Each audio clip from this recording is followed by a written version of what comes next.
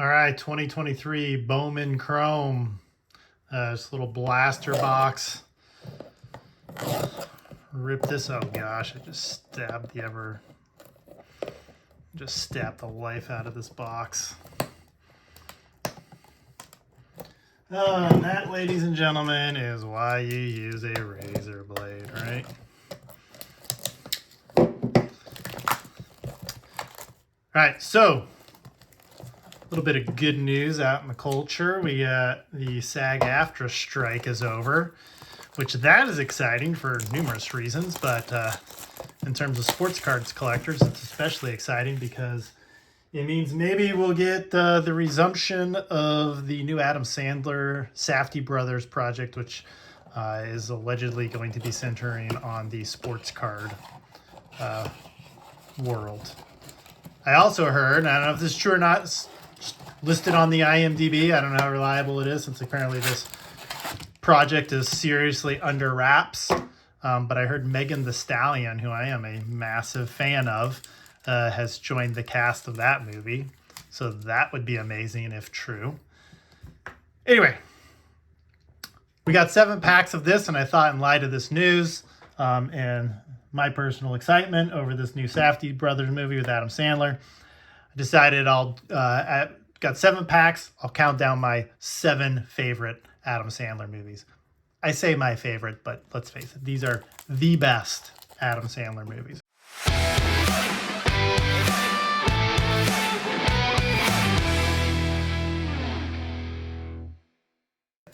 So at number 7, I was kind of torn on this one. I was thinking about the Meyerowitz stories, which is that Noah Baumbach movie he was in.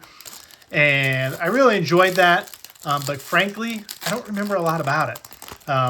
And so I feel like that's a strike. I just kind of remember enjoying it. So I went with something a little more appropriate for what we're doing here, and a more recent film, Hustle, where he plays the basketball scout who goes out and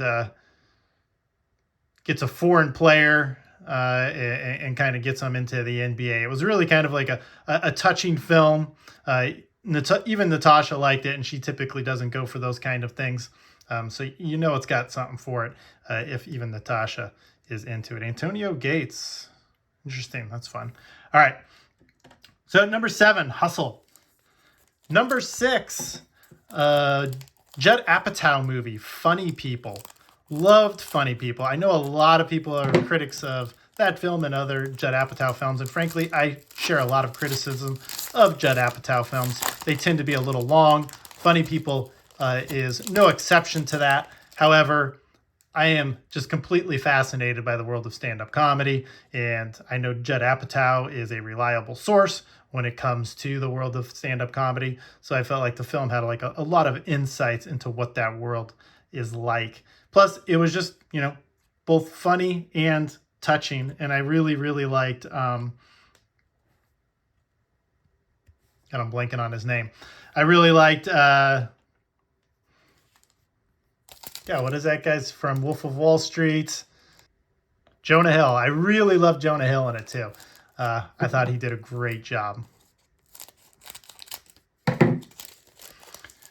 All right, so number 6, Funny People. Number 5, this one is like criminally underrated. The Do-Over. Him and David Spade. I mean, I will say David Spade was really what kind of made me love that movie, but it is an Adam Sandler movie through and through. It's also, I think, the best of, since Adam Sandler has struck that deal with Netflix and has been making all those, a Drake May, nice, has been making all these films with Netflix. The Do-Over, in my opinion, is far and away the best one. In fact, I might even venture to say, I know Hustle was a Netflix movie, and even maybe Meyerowitz Stories was too. But if that's the case, then those are really the only ones I've even really cared for. But The Do-Over was fantastic. Great action movie spoof. A ton of laughs. If you haven't seen it, like I said, a lot of people haven't seen it. Criminally underrated. Go check it out. So yeah, number 5, The Do-Over. Number 4, now we're getting into all the stuff that might be slightly predictable, but Happy Gilmore. I mean, it's kind of the movie that kind of, I don't want to say put him on the map, because the one movie I think put him on the map I have at number 2, but the movie that really kind of just sent him into another stratosphere, right? Great character, hugely funny. Little Michael Penix, fantastic.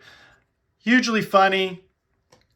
Had Norm Macdonald in it. I am a massive Norm Macdonald fan.